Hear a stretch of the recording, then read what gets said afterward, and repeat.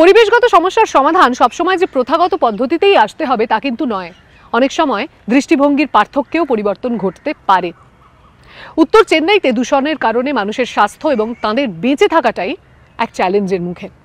একদল আলোকচিত্রী সেখানকার মানুষদের এই সংগ্রাম এবং এই কঠিন বাস্তবতাকে ক্যামেরার চোখ দিয়ে তুলে ধরছেন। বাস্তবতাকে প্রশ্নবিদ্ধ করতে এবং ন্যায্যতা প্রতিষ্ঠায় তাঁদের শিল্প কি ভূমিকা রাখছে চলুন দেখব। মানুষের জন্য বিপজ্জনক যে কোনো জিনিস উত্তর চেন্নাইয়ের ভাগাড়গুলোতে ফেলে দেওয়া হয়। আমাদের এই কথাগুলো বলা দরকার, কারণ আমাদের উপর এর প্রভাব পড়ছে।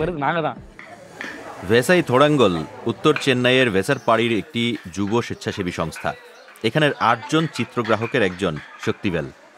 তারা একসঙ্গে চিত্র প্রদর্শনী শুরু করেন, যার নাম এঙ্গাল থেলুক্কাল এঙ্গাল কাথাইগাল। এর অর্থ আমাদের রাস্তা, আমাদের গল্প।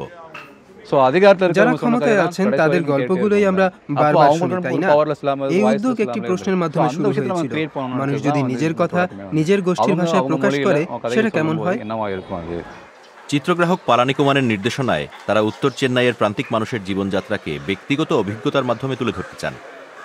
শক্তিবেল এমন একটি ঘটনার কথা বলছেন যা তার জীবনে বিরাট প্রভাব ফেলেছে। আমি অটোয় করে যাচ্ছিলাম, হঠাৎ এক সহযাত্রী জিজ্ঞেস করেন এই গন্ধটা কিসের। তিনি জানতে পারেন এই এলাকাটি ভেসারপাড়ি। তারপর উনি বলেন, ও সেজন্য। তিনি আরো বলেন, এখানে লোকজনকে মশা কামড়ালে মশা মারা যাবে, লোকজনের কিছু হবে না। তিনি বলতে চেয়েছিলেন সেখানকার মানুষ অপরিষ্কার এবং বিষাক্ত। এই কথা শুনে আমাদের মনে আঘাত লেগেছিল।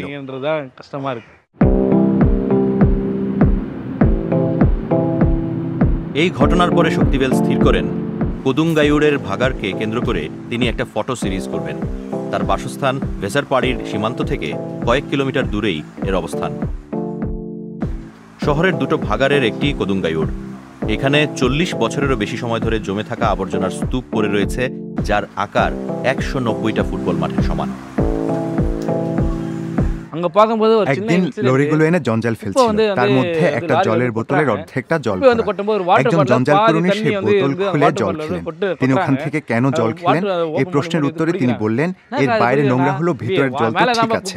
লোকে বলে সময় বদলাচ্ছে, কিন্তু সত্যিটা হলো এখন এমন মানুষ রয়েছেন যারা শুধু প্রাণী বেঁচে থাকার জন্য লড়াই করছেন।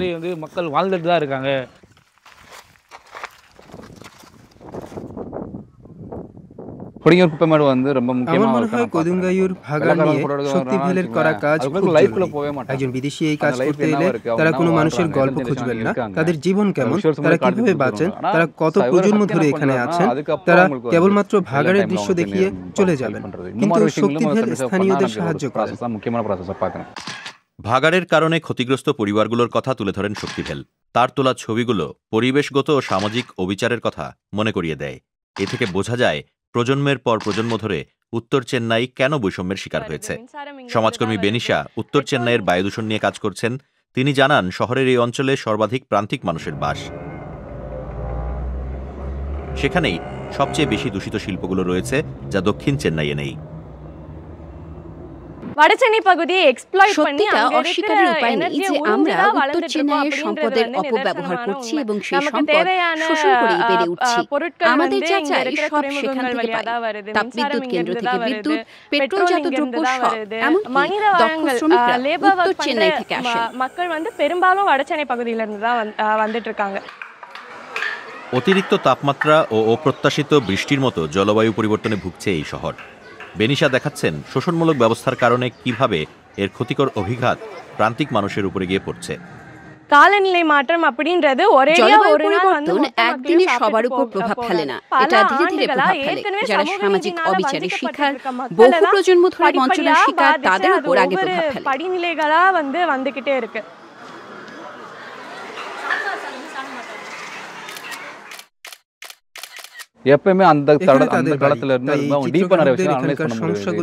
অভিনব দৃষ্টিভঙ্গি রয়েছে। তিনি শক্তিবেলের তোলা একটি ছবির কথা বলছেন, যেখানে 2023 সালের চেন্নাইয়ের বন্যার ভয়াবহ প্রভাব দেখা যাচ্ছে। পালানির মতে, প্রান্তিক সম্প্রদায়ের তরুণরা পরিবেশ সংক্রান্ত ক্ষয়ক্ষতিকে তুলে ধরতে বাইরের লোকজনের তুলনায় অনেক বেশি সক্ষম। চেন্নাইয়ের ভেলাচেরি ও মাদিপক্কমের মতো জায়গাগুলোর খোঁজ অনেকে নিয়েছেন, কিন্তু একই সময়ে উত্তর চেন্নাইও ডুবে গিয়েছিল। আমি ঠিক করি আমি এটা নথিবদ্ধ করব। ঝুঁকি নিয়ে একটা ছাতা সম্বল করে এখানকার বাড়ির ছাদ থেকে ওই ছবি তুলি। শক্তিভেলের মতো প্রান্তিক সম্প্রদায়ের যুবকদের ক্ষমতায়ন হলে, উপযুক্ত পরিকাঠামো দিলে গল্পকথকদের এক নতুন প্রজন্ম আসবে, যারা সামাজিক ও পরিবেশগত সমস্যার দিকে নজর দেবেন। மத்தவங்களுக்கு அதை நம்ம தெரியப்படுத்த வேண்டிய தேவை இருக்கு. யாருமே இங்க வந்து பார்க்க கிடையவே கிடையாது. அதுக்காவது அந்த டாக்குமெண்ட் பண்ண தேவை நமக்கு நிறைய இருக்கு. আমি উত্তর চেন্নাইয়ের என்னால எந்த জীবনকে அளவுக்கு ছবির வந்து মাধ্যমে எடுக்க নথিবদ্ধ முடியுமோ, করতে எந்த চাই। அளவுக்கு மக்கள் கிட்ட சொல்ல আমার কাজ முடியுமோ, সারা বিশ্বের வேர்ல்டு সঙ্গে உலக ভাগ அளவுக்கு করে கொண்டு নিতে போக চাই, আমার முடியுமோ, বিশ্বাস நான் আমি கொண்டு সেটা পারবো। போகன்ற நம்புறேன்। এই প্রদর্শনীতে আসা মানুষদের দেখে বোঝা গিয়েছে, এর অভিঘাত কেবলমাত্র তাদের নিজেদের সম্প্রদায়ের মধ্যেই সীমাবদ্ধ নয়, এর অনুরণন বাইরেও পৌঁছেছে।